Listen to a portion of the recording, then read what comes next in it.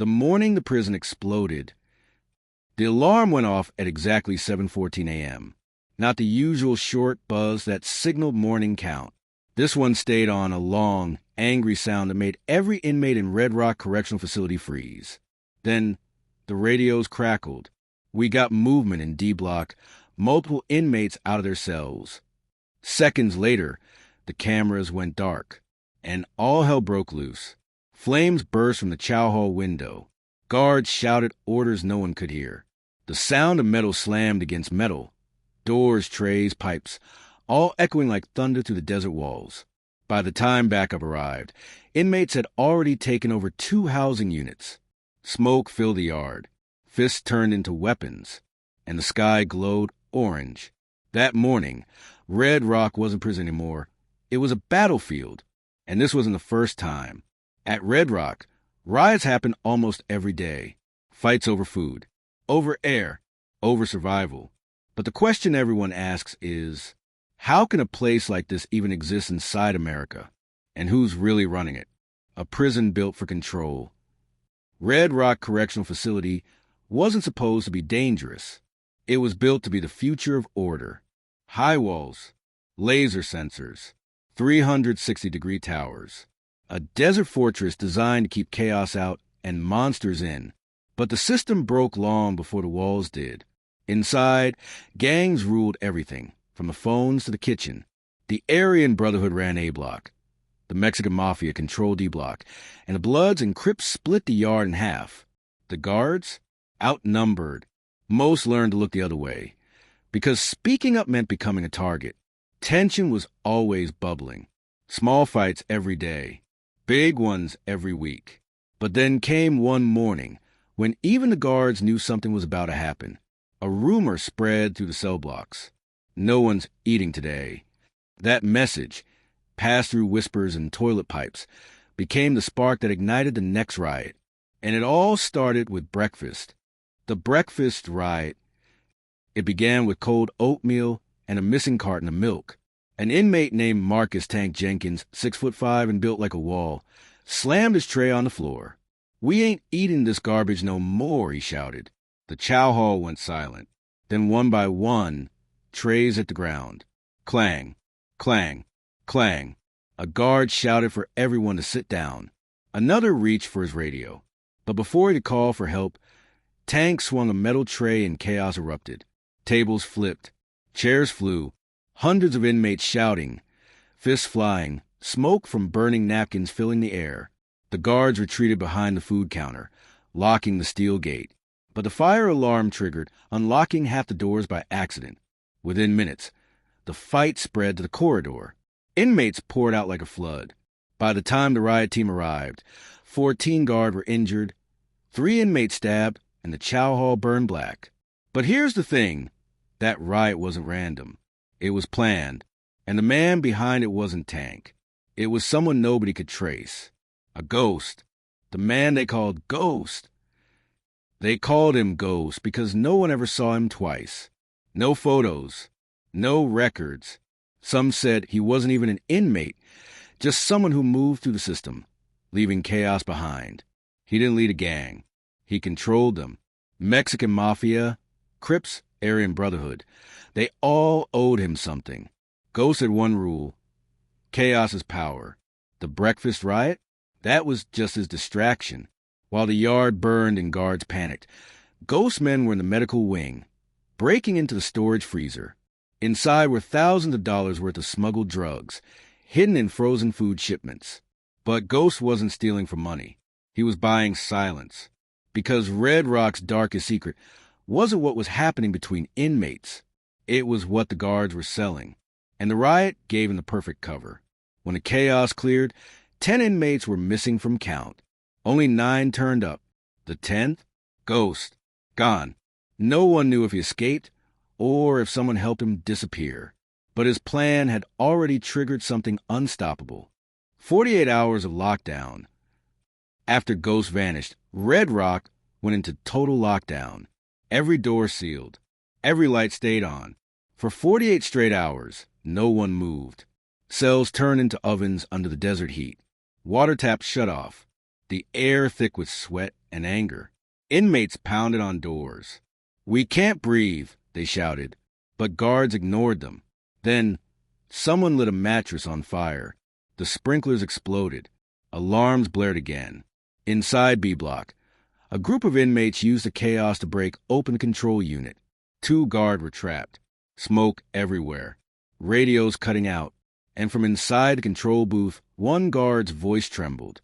"They've got weapons. We're losing the block." By the time SWAT units forced their way in, the hallways looked like a war zone. Blackened walls, flooded floors, broken glass everywhere. And in the middle of it all, a message spray painted in red across the wall. "We're the system now." A prison that eats itself. By now, Red Rock wasn't just dangerous. It was broken. Every day, new fights broke out. Every night, new fires burned. The warden quit. 3 guards resigned. But the riots didn't stop. They became routine. Every morning, sirens. Every night, lockdown. The prison had turned into a loop of violence that fed itself. A monster that no one could kill. Inside the chaos, new leaders rose. And somewhere in the shadows, the legend of Ghost lived on. Some swore they still heard his voice echo through the vents. Others said he'd escaped and was sending orders back inside. But investigators discovered something worse. A network of guards smuggling drugs, phones, and weapons to keep the chaos alive. Because every riot brought overtime pay. Every fire meant federal funding. And every headline kept the system running. Red Rock wasn't failing by accident. It was profiting from disaster. As one former guard said, "It's a prison that eats itself and feeds on everyone inside."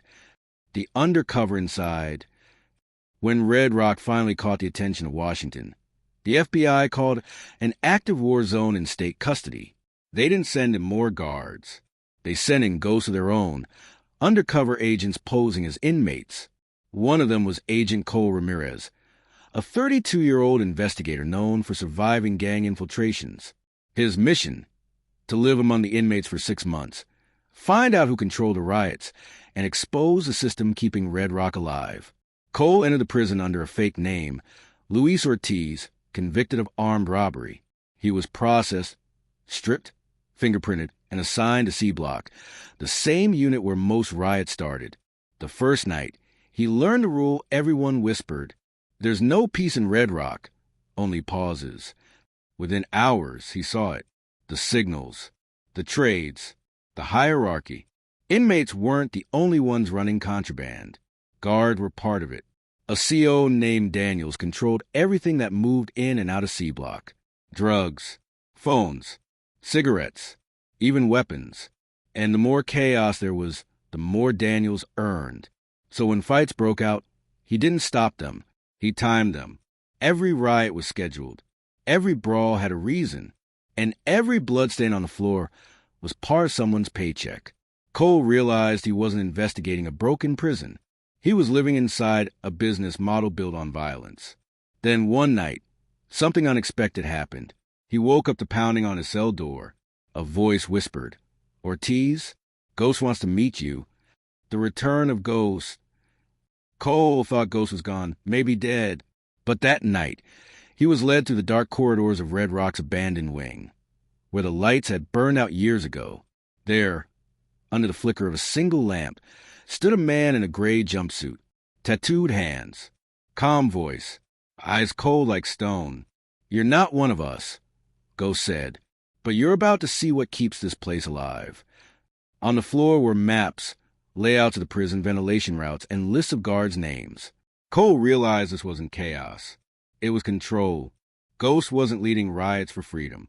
He was managing them, balancing the violence, keeping power evenly spread between gangs, guards, and money. The riots were his way of maintaining order through fear.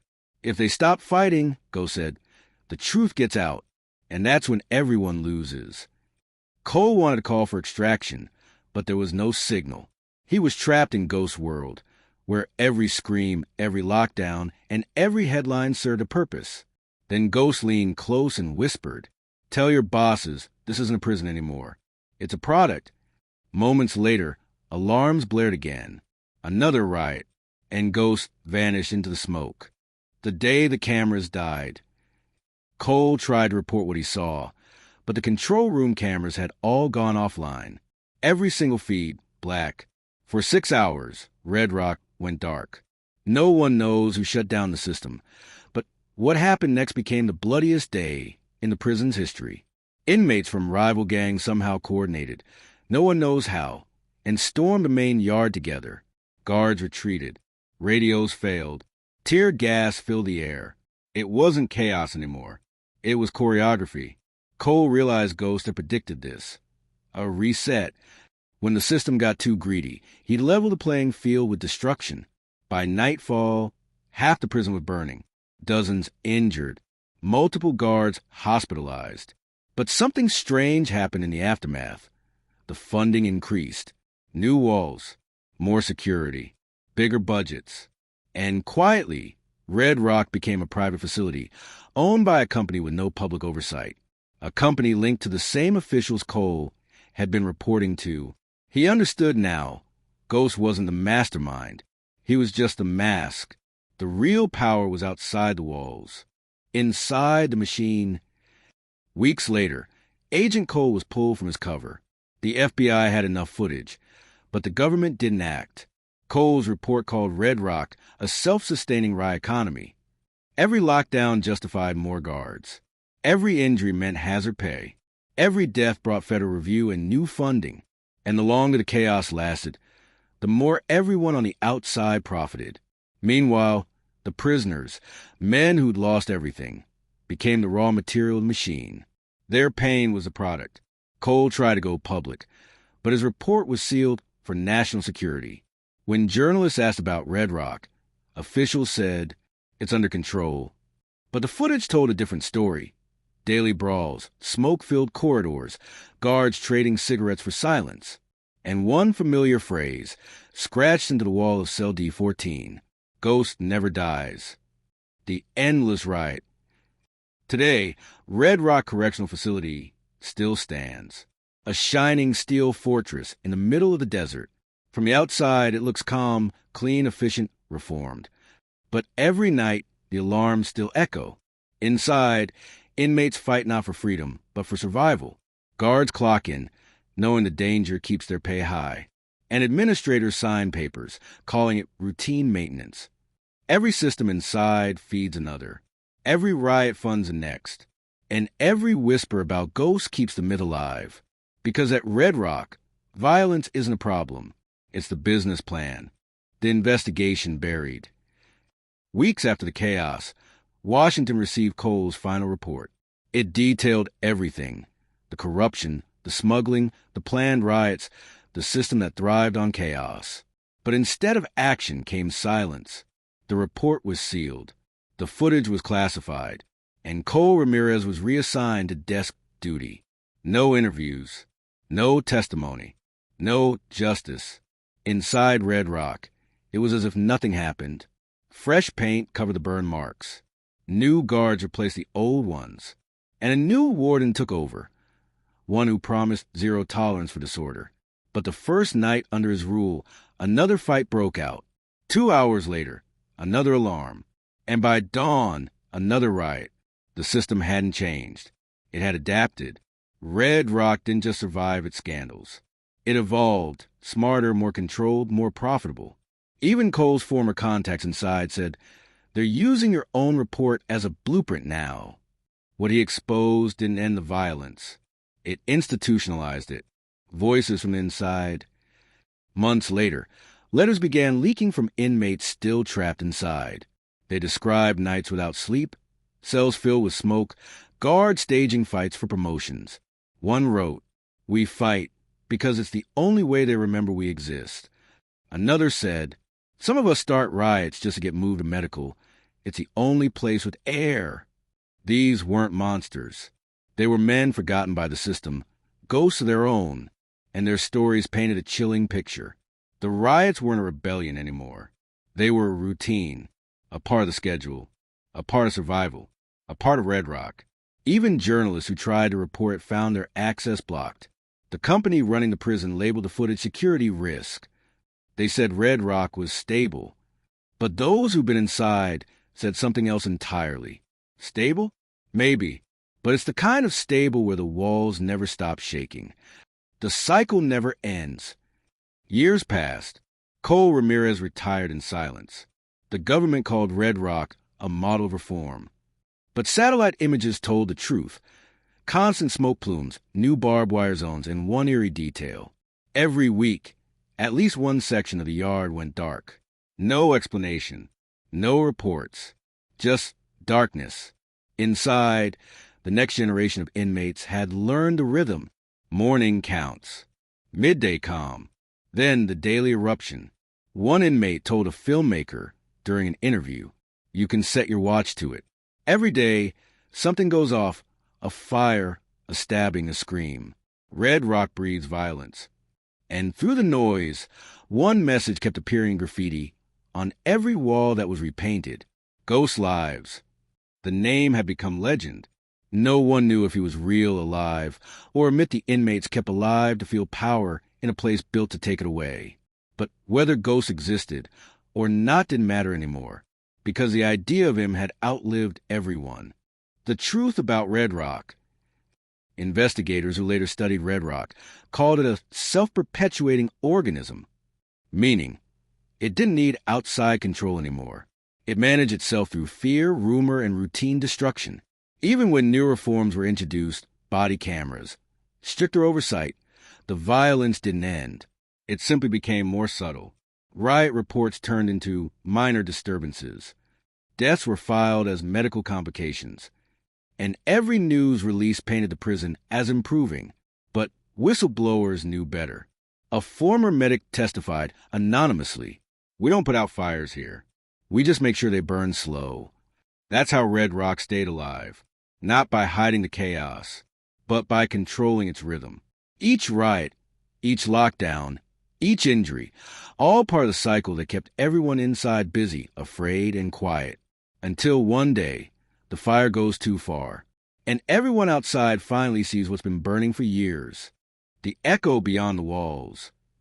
Red Rock Correctional Facility still stands under the desert sun, a silent fortress with a dark heartbeat. To the public, it's just another high-security prison. To those who've been inside, it's something else, a machine built to recycle chaos. Every brick holds a scream, every siren hides a deal, and every riot keeps the doors locked tighter. We think of prisons as places of punishment, but Red Rock? It became a mirror, reflecting what happens when punishment turns into profit. Because when suffering becomes business, the walls stop keeping people in. They start keeping the truth out, and in that silence, the legend of ghosts lives on. A reminder that inside America's deadliest prison, the riots never really stopped. They just became the daily routine. The price of silence. The desert wind still howls across the walls of Red Rock Correctional Facility. From the outside, it looks calm, concrete glowing under the sun, flags waving, the illusion of order. But inside those walls, nothing has changed. The same sirens echo through the cell blocks. The same smoke rises after every disturbance. And the same screams echo in the night, muffled behind steel doors that were built not just to contain men, but to contain the truth. Because the truth is simple. Red Rock isn't just a prison. It's a reflection of everything America refuses to see. It's what happens when punishment becomes profit, when silence is safer than justice, when violence is cheaper than reform. And every riot, every lockdown, every broken bone feeds a system that was never built to fix anything, only to keep running. For the men trapped inside, survival becomes routine. For the guards, danger becomes normal. For the companies, suffering becomes revenue. And somewhere between smoke and paperwork, the line between punishment and cruelty disappears. There's no hero here. Not Ghost. Not Cole Ramirez. Not the warden. Everyone inside Red Rock, inmate or officer, became part of the same machine. A machine that eats fear, prints money, and calls the result justice. But maybe the scariest part isn't what happens inside the walls. It's how easily the world outside forgets them. Because as long as the headlines fade, as long as people stop asking questions, and as long as the cameras turn away, places like Red Rock will keep burning. quietly, profitably, endlessly. Every riot begins with sound. One former inmate once said, "A clang, a shout, a siren, but always in the same way, silence. And that silence, that's not peace. That's the sound of the system working exactly as designed." Inside America's deadliest prison, riots happen daily, not because the system is broken, but because it was built this way. Fade to black, low hum of sirens, static fades out, then the screen cuts to text. Based on real investigations into privately operated prisons across the United States. Names and locations have been changed for safety.